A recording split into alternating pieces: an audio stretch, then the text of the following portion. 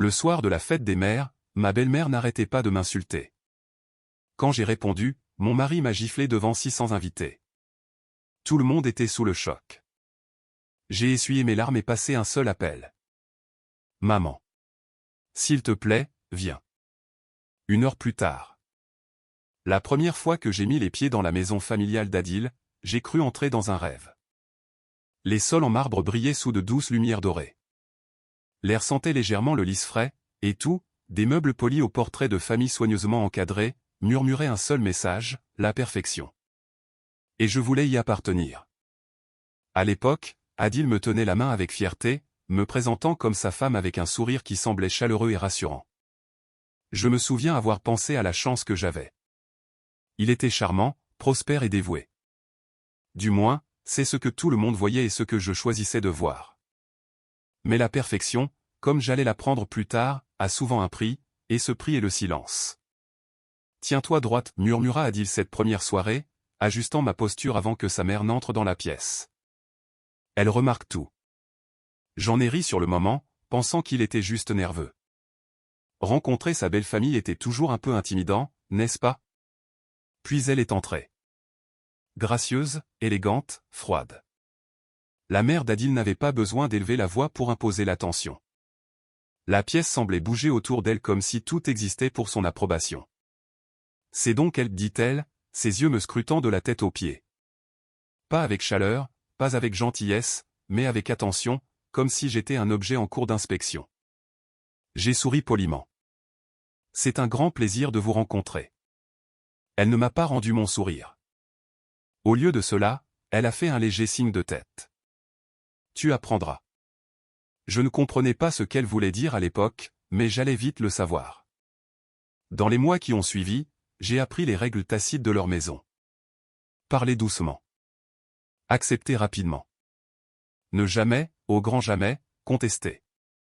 Au début, Adil était encore doux avec moi. Si sa mère faisait un commentaire tranchant, il me serrait la main sous la table comme pour dire « ignore-la tout simplement ». Et c'est ce que je faisais, car l'amour, pensais-je, signifiait la patience. Mais lentement, quelque chose a changé. Les pressions de la main ont cessé. Les sourires réconfortants se sont effacés, et à leur place sont venues les corrections. « Tu n'as pas besoin de te disputer avec elle, disait-il après coup. Tu es trop sensible. Tu devrais essayer de mieux t'intégrer. » S'intégrer. C'est devenu mon objectif. J'ai changé ma façon de m'habiller. Plus simple, plus appropriée. J'ai changé ma façon de parler. Moins d'opinion, plus d'approbation. J'ai même changé ma façon de rire, m'assurant qu'elle était plus douce, plus petite, moins remarquable.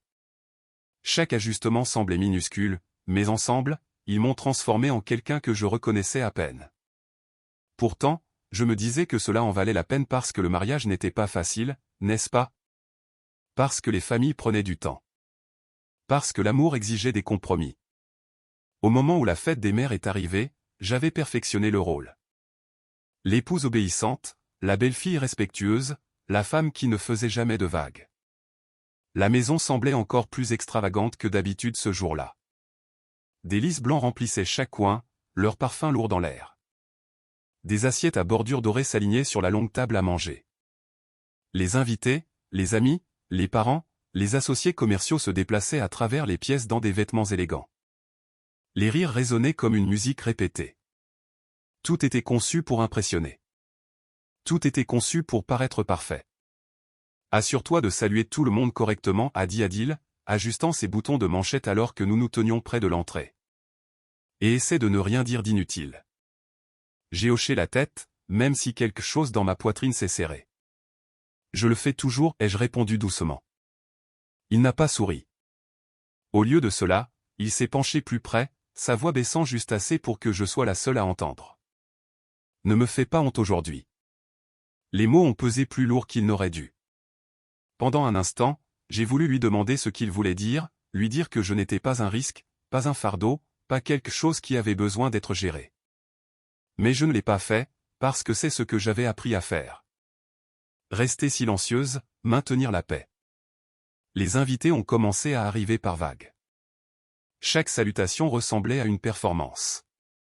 J'ai souri, complimenté les tenues, offert des boissons, ri à des blagues que j'entendais à peine, et pendant tout ce temps, je pouvais la sentir m'observer, la mère d'Adil.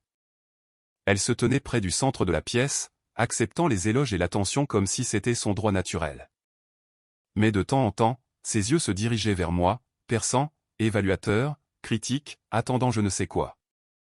Mais je la ressentais, cette tension, cette attente silencieuse que je finirais d'une manière ou d'une autre par échouer.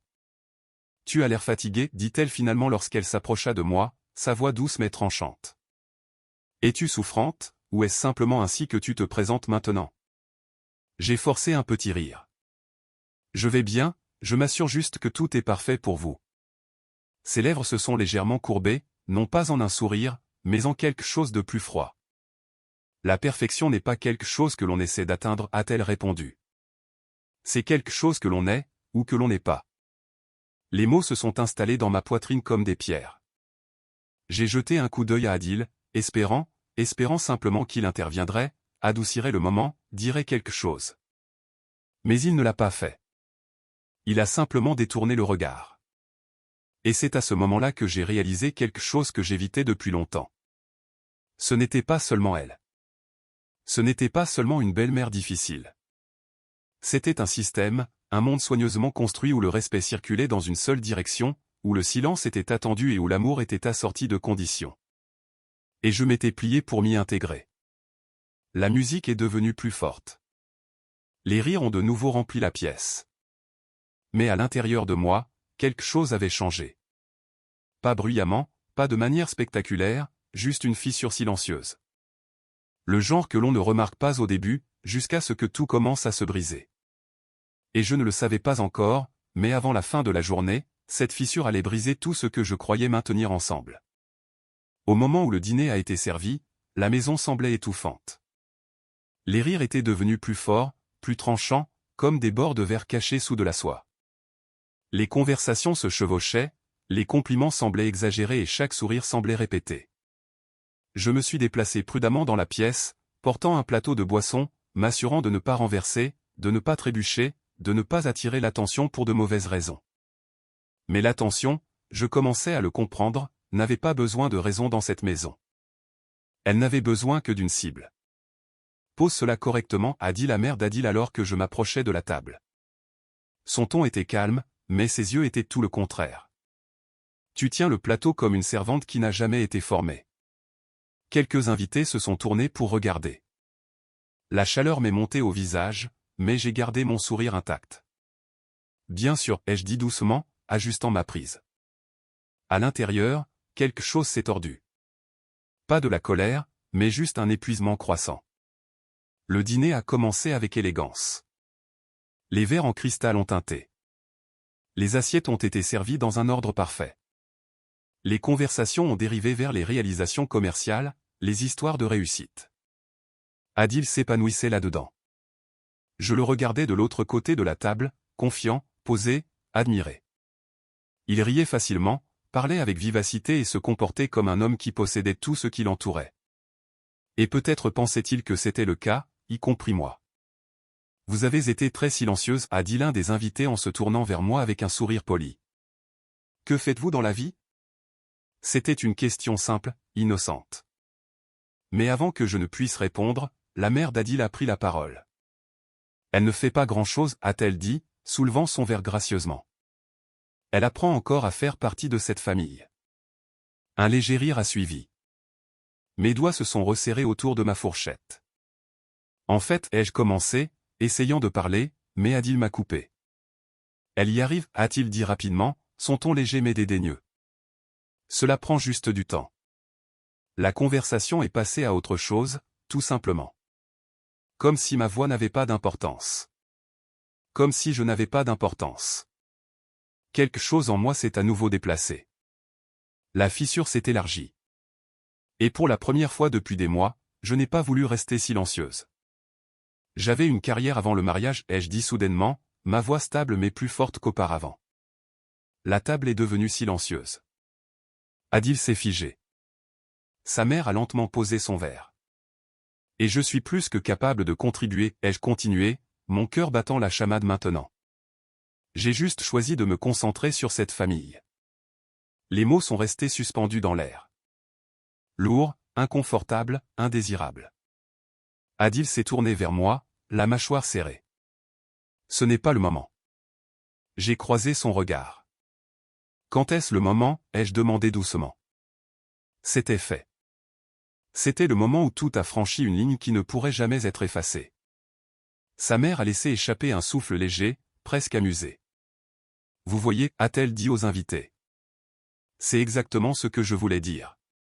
Aucun sens du moment opportun, aucune compréhension de sa place. Quelques personnes ont de nouveau gloussé, bien que plus maladroitement cette fois. Je l'ai ressenti alors, pas seulement de l'humiliation, mais quelque chose de plus profond. Un manque de respect, pas accidentel, pas négligent. Délibéré. Je comprends parfaitement, ai-je dit, ma voix n'étant plus douce. Je comprends que peu importe ce que je fais, ce ne sera jamais assez pour vous. La pièce est devenue complètement immobile. Le visage d'Adil s'est assombri. Arrête, a-t-il dit à voix basse. Mais je ne pouvais pas. Plus maintenant. Et je comprends, ai-je continué, mes mains tremblant légèrement maintenant, que vous ne voulez pas d'une belle fille. Vous voulez quelqu'un qui reste silencieux et qui est d'accord avec tout ce que vous dites. Une forte inspiration a résonné quelque part dans la pièce. Ce n'était plus une fissure. C'était une rupture. Adil s'est levé brusquement, sa chaise raclant bruyamment contre le sol. Ça suffit, a-t-il lâché. Je l'ai regardé pendant un instant. Juste un instant, j'ai pensé qu'il pourrait me défendre, qu'il pourrait dire à sa mère d'arrêter, qu'il pourrait se tenir à mes côtés au lieu d'être contre moi. Mais le regard dans ses yeux n'était pas protecteur. Il était furieux. Tu me fais honte, a-t-il dit, sa voix basse, mais tremblante de colère. Les mots ont frappé plus fort que je ne l'attendais. Te faire honte, ai-je répété, l'incrédulité se glissant dans mon ton. Je suis restée silencieuse pendant des mois juste pour éviter cette situation exacte. Alors tu aurais dû rester silencieuse, a-t-il rétorqué. Et quelque chose en moi a craqué. Je suis ta femme, pas ton ombre, ai-je dit. La phrase avait à peine quitté mes lèvres que c'est arrivé. La gifle. Soudaine, violente, définitive. Le son a traversé la pièce comme une lame. Pendant une seconde, tout s'est figé. La musique, les conversations, l'air lui-même. Ma tête s'est légèrement tournée sous la force, ma joue brûlant instantanément, la douleur se propageant plus profondément à chaque seconde qui passait. Mais la vraie douleur n'était pas physique. C'était le silence. Personne n'a bougé. Personne n'a parlé. Pas une seule personne ne s'est levée. Pas une seule voix n'a dit « c'est mal ». J'ai lentement porté ma main à ma joue, mes doigts tremblants alors qu'ils touchaient la chaleur qui se propageait sur ma peau. Et puis j'ai regardé Adil, je l'ai vraiment regardé. Il n'y avait aucun regret dans ses yeux. Seulement de la colère, seulement de la fierté, seulement le besoin d'avoir raison. À ce moment-là, quelque chose en moi ne s'est pas seulement brisé. Cela a disparu. L'espoir, la patience, l'illusion. Envolé. Je me suis redressé lentement, ma respiration inégale, mais contrôlée. Des larmes brûlaient derrière mes yeux, mais je refusais de les laisser couler. Pas ici, pas pour eux. Sans dire un mot, je me suis éloigné de la table. Personne ne m'a arrêté. Bien sûr que non. Parce que dans cette maison, le silence était normal. J'ai traversé le salon, passant devant les décorations, devant les photos souriantes, devant l'illusion à laquelle j'avais tant essayé d'appartenir. Chaque pas semblait plus lourd, mais aussi plus clair. Au moment où j'ai atteint la porte, mes mains avaient cessé de trembler. Je l'ai ouverte et, alors que l'air frais de la nuit frappait mon visage, j'ai réalisé quelque chose pour la première fois depuis longtemps. Je n'avais pas peur. J'avais terminé. Derrière moi, la fête continuait. Ou peut-être pas. Je ne me suis pas retourné pour vérifier, car ce qui restait dans cette maison n'était plus ma vie. Et alors que j'avançais dans l'obscurité, sortant mon téléphone de mon sac avec des doigts tremblants, je savais exactement de qui j'avais besoin. Il ne restait qu'un seul endroit où je n'avais pas besoin de faire semblant. Une seule personne qui me verrait et n'essaierait pas de me faire taire. J'ai appuyé sur le bouton d'appel et quand elle a répondu, je n'ai plus essayé de rester forte. Maman. Ma mère n'a pas posé de questions au téléphone. Elle n'a pas paniqué. Elle n'a pas élevé la voix. Elle a juste dit 2 mots. Calme, stable, inébranlable. Rentre à la maison. Et pour la première fois cette nuit-là, je me suis senti en sécurité. Le trajet m'a paru plus long que d'habitude. Les lampadaires défilaient comme des témoins silencieux de tout ce à quoi j'essayais de ne pas penser. Mes joues brûlaient encore, mais la douleur s'était atténuée en quelque chose de plus profond, quelque chose de plus lourd, pas seulement de la blessure. De la clarté. Chaque instant repassait dans mon esprit. Les insultes, les rires, le silence, la gifle. Mais ce qui me restait le plus, ce n'était pas le son. C'était l'expression sur le visage d'Adil. Aucune hésitation, aucun regret, comme si je l'avais mérité. J'ai resserré ma prise sur le volant. Cette pensée faisait plus mal que tout le reste. Quand je suis arrivé chez ma mère, les lumières étaient déjà allumées. Bien sûr qu'elle l'était. Elle attendait. La porte s'est ouverte avant même que je ne puisse frapper. Et elle se tenait là, calme, posée, observant. Ses yeux sont allés directement sur mon visage. Elle n'a pas haleté, n'a pas réagi de manière dramatique. Elle a simplement tendu la main et a doucement tourné mon menton vers la lumière, examinant la légère rougeur sur ma joue. Son expression n'a pas changé, mais quelque chose dans l'air, oui. Quelque chose de silencieux et de dangereux. Entre, a-t-elle dit. Je me suis assise sur le canapé, mes mains étroitement enroulées autour d'une tasse de thé que je n'avais pas réalisé qu'elle avait placée dans mes mains. La chaleur m'a ancré pendant un moment. Je ne pouvais pas parler, et elle ne m'a pas pressé. C'était sa façon de faire. Elle attendait, patiente, immobile, puissante d'une manière qui n'avait pas besoin de bruit. Finalement, les mots sont venus, d'abord lentement. Puis tout d'un coup, je lui ai tout raconté. Pas seulement ce qui s'était passé ce soir, mais tout ce qui y avait conduit. Les commentaires, le contrôle, la façon dont je m'étais rétréci morceau par morceau juste pour m'intégrer dans une famille qui n'avait jamais eu l'intention de m'accepter. La façon dont Adil avait changé, ou peut-être la façon dont il avait finalement révélé qui il était vraiment. Quand j'ai terminé, la pièce est tombée dans le silence. Je m'attendais à de la colère. Je m'attendais à de l'indignation. Mais ma mère ne m'a donné ni l'un ni l'autre. Au lieu de cela, elle s'est légèrement penchée en arrière et a dit très doucement, « Ils ont pris ta gentillesse pour de la faiblesse. » La phrase s'est posée sur moi comme une vérité que j'avais évitée. « Qu'est-ce que tu vas faire ?» ai-je demandé, ma voix dépassant à peine un murmure. Elle m'a regardé, non pas avec douceur, mais avec certitude. « Ce que tu aurais dû faire il y a longtemps, a-t-elle répondu. Arrêter de protéger des gens qui ne te respectent pas. J'ai dégluti difficilement. Ce n'est pas si simple, ai-je dit. Leur famille, leur entreprise, ils sont puissants. Pour la première fois cette nuit-là, les lèvres de ma mère se sont courbées en la plus légère trace de sourire. Le sont-ils, a-t-elle demandé. Quelque chose dans son ton m'a fait faire une pause. Il n'y avait aucune arrogance là-dedans, juste une confiance tranquille. Elle s'est levée et s'est dirigée vers son bureau. Viens avec moi, a-t-elle dit. Je l'ai suivie, la confusion augmentant à chaque pas.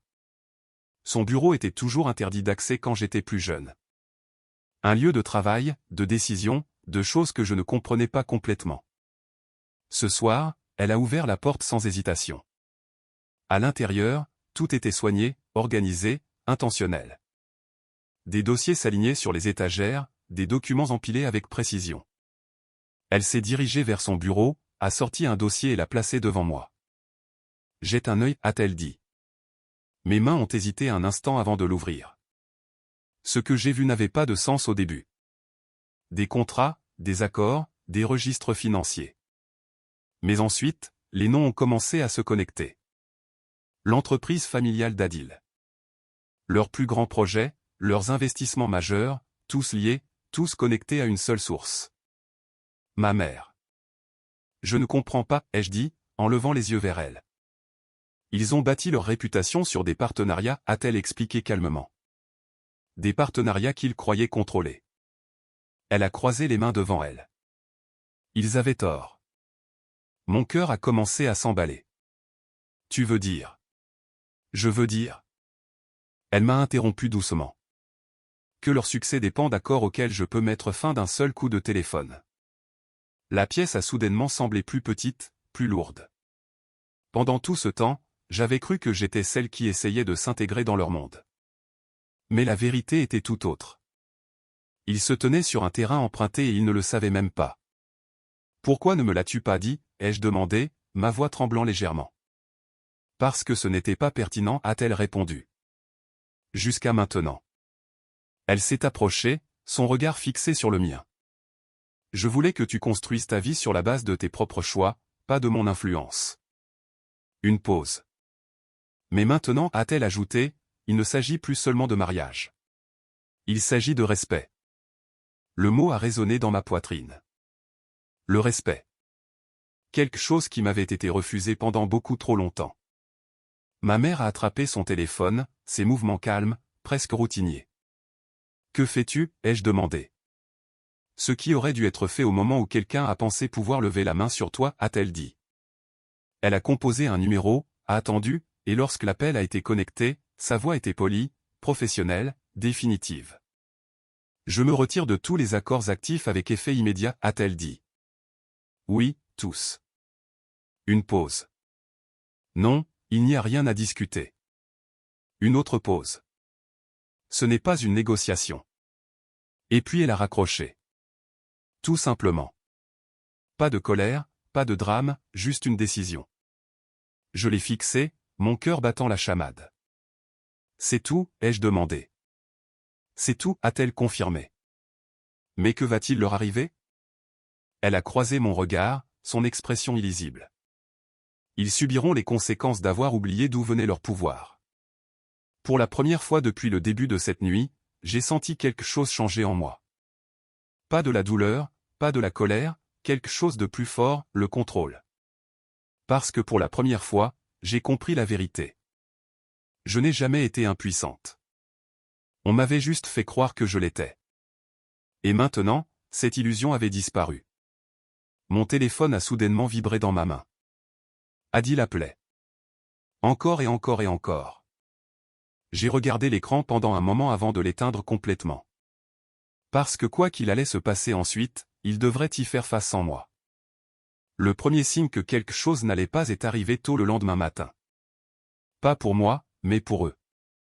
J'étais assise à la table à manger de ma mère, fixant un thé intact, quand son téléphone a commencé à sonner de manière répétée.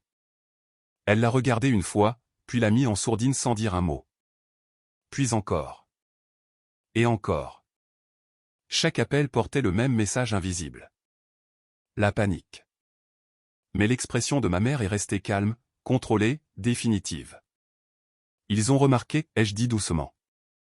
Elle a hoché la tête une fois. Bien sûr que oui. À midi, les fissures sont devenues visibles. L'entreprise familiale d'Adil, autrefois polie, intouchable, fièrement affichée dans les cercles d'affaires, avait commencé à s'effilocher en temps réel. Des contrats de plusieurs millions d'euros mis en pause, des paiements gelés, des investisseurs se retirant sans explication, des accords s'effondrant les uns après les autres comme des dominos que personne ne pouvait arrêter. Et la partie la plus terrifiante pour eux, il n'y a eu aucune annonce publique, aucun scandale, aucun avertissement, juste un silence de la seule source qu'ils n'avaient jamais pensé à remettre en question. Ma mère. Mon téléphone s'illuminait sans arrêt. Des numéros inconnus.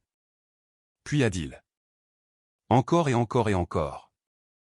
Je n'ai pas répondu. Non pas parce que j'avais peur, mais parce que j'avais enfin compris quelque chose d'important. Certaines conversations n'existent que pour vous ramener à la douleur. Et je ne voulais pas y retourner. Le soir venu, la nouvelle avait atteint son apogée dans leur cercle. Adil s'est présenté chez ma mère juste après le coucher du soleil. Je l'ai d'abord vu par la fenêtre. Il ne ressemblait pas à l'homme qui avait autrefois traversé cette fête étincelante avec fierté. Il avait l'air défait. Sa chemise était froissée, ses cheveux ébouriffés, sa confiance envolée. Quand il a frappé, ce n'était pas ferme. C'était désespéré. Ma mère a ouvert la porte avant que je ne puisse bouger. Elle ne s'est pas écartée. Elle ne l'a pas invité à entrer. Elle l'a simplement regardé. « Que voulez-vous » a-t-elle demandé calmement. Ses yeux ont glissé au-delà d'elle, vers moi. J'ai besoin de lui parler, a-t-il dit rapidement. S'il vous plaît. Sa voix s'est brisée sur le dernier mot. Je suis resté là où j'étais. Parce que pour la première fois, je n'ai pas ressenti le besoin de courir vers lui ou de le fuir. Je me sentais simplement immobile. Tu as fait ça, a-t-il dit quand ses yeux ont finalement croisé les miens. Il n'y avait aucune excuse dans son ton, seulement des accusations. La voix de ma mère l'a coupé avant que je ne puisse répondre. Non, a-t-elle dit d'un ton égal. Vous l'avez fait. Un silence a suivi. Lourd, absolu. La mâchoire d'Adil s'est serrée. C'est une question d'affaires, a-t-il dit. Pas d'émotion. Vous détruisez des années de travail. Ma mère a légèrement incliné la tête. Non, a-t-elle corrigé. Je retire simplement mon soutien à des gens qui ont oublié ce que signifie le respect. Son regard s'est de nouveau posé sur moi. Dis-lui d'arrêter, a-t-il dit. S'il te plaît. C'était encore là. Pas de responsabilité, pas de remords, une demande de réparer les conséquences sans reconnaître la cause. Je l'ai regardé pendant un long moment, et pour la première fois, je n'ai pas ressenti d'amour. Je n'ai pas ressenti de peur. Je n'ai pas ressenti de confusion. J'ai ressenti de la distance. Je ne lui ai pas dit de commencer quoi que ce soit, ai-je dit doucement. Je lui ai juste dit la vérité. Son expression s'est durcie. C'était entre nous, a-t-il lâché. J'ai presque ri. Presque. Entre nous, ai-je répété doucement. Tu m'as giflé devant toute ta famille, devant des étrangers. Et tu penses que c'était entre nous? Son silence a répondu à tout. Ma mère s'est légèrement avancée. Cette conversation est terminée, a-t-elle dit. Les yeux d'Adil se sont écarquillés. Attendez, s'il vous plaît, écoutez-moi. Mais elle avait déjà pris sa décision. Il n'y a plus d'accord à maintenir, a-t-elle dit. Plus de partenariat, plus de protection. Sa voix est restée calme, mais elle portait quelque chose d'irréversible. L'héritage de votre famille a été construit sur une structure, a-t-elle continué. Et la structure exige le respect. Vous avez vous-même supprimé cet élément. Le visage d'Adil a pâli pour la première fois. Il avait l'air effrayé. Pas d'elle, mais de la réalité. Quand il est finalement parti, ce n'était pas dramatique. Pas de cri, pas de discours final. Juste un homme s'éloignant d'une porte qui ne s'ouvrirait plus jamais pour lui. Et d'une certaine manière, ce silence semblait plus lourd que n'importe quelle dispute. Des jours ont passé, puis des semaines. La chute n'a pas été bruyante, mais elle a été totale. Les partenaires commerciaux ont pris leur distance. Leur réputation s'est dissoute discrètement dans les cercles de l'industrie. Les opportunités ont disparu. Même les personnes qui louaient autrefois la famille d'Adil ont cessé de répondre aux appels, car une influence construite sur une force empruntée s'effondre toujours de la même manière, discrètement, lorsque le soutien est retiré.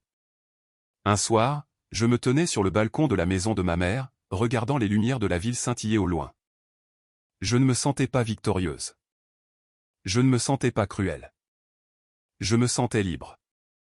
Ma mère m'a rejointe silencieusement, plaçant une tasse de thé chaud dans mes mains. Le regrettes-tu, a-t-elle demandé. Après un moment, j'y ai réfléchi. Pas à la gifle, pas à l'humiliation, mais à tout ce qu'il y avait avant. Le silence que j'avais accepté, les limites que j'avais ignorées, la version de moi-même que j'avais continué à rétrécir pour que quelqu'un d'autre se sente à l'aise. Non, ai-je dit finalement. Une pause. Juste d'avoir mis autant de temps à partir. Ma mère a hoché la tête lentement. Certaines leçons arrivent tard, a-t-elle dit. Mais elles changent quand même la direction de ta vie. Mon téléphone a vibré une dernière fois cette nuit-là. Le nom d'Adil est apparu à nouveau, mais cette fois, je n'ai rien senti monter dans ma poitrine. Pas de colère, pas de tristesse, pas d'hésitation. J'ai simplement tenu le téléphone pendant un moment, puis j'ai supprimé le contact et regardé son nom disparaître. Pas bruyamment, pas de manière spectaculaire, mais complètement. Parce que la vengeance, j'ai réalisé, ne consistait pas en la destruction. Il s'agissait de la restauration de la dignité, des limites, de soi-même. Et alors que je me tenais là dans la nuit calme, j'ai enfin compris quelque chose qui m'avait été refusé pendant trop longtemps. Je n'ai jamais été destinée à être petite. On m'avait juste appris à oublier ma propre force.